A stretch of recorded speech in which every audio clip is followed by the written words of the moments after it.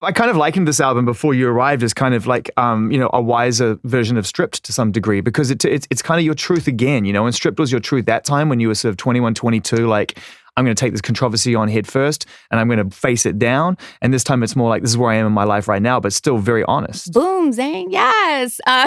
No, you're completely right. It does feel a lot in the sense of whenever I was in that mode of creating Stripped, I was like, God, I just can't, I have to get back to a place where I'm making music that I fully believe in and, get the duct tape off my mouth. It was very, a lot. It was a time in music too when it was very extremely pop driven and very puppeteering with what was behind the scenes and what the label felt like would sell and a package deal and the whole thing. And once again, I found myself in a place where God, like all these rules and I'm just not living up to my full potential. And I love like Can't Hold Us Down. What a statement to make at that point in time. Thank you. And yes. now that's a very common and very well received and understandable statement to make across the board. Yeah, what's interesting now is whenever I look back at the body of work, which had a lot of intent back then, and I'm so excited now looking back. I really am proud of the work because in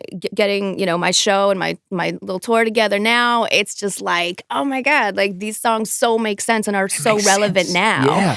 Yeah. And I was doing it back then, and I'm glad that I stuck to my guns and I really truly just came out with things that I believed in, even if it was against the grain, and even if people were like, well, really, you shouldn't be saying that, and it's going to stir up too much. Controversy. Did you get that back then? Absolutely. Oh my God. Coming out, especially with, Dirty and Chaps and this and that and the crazy video with the plushies and all this stuff.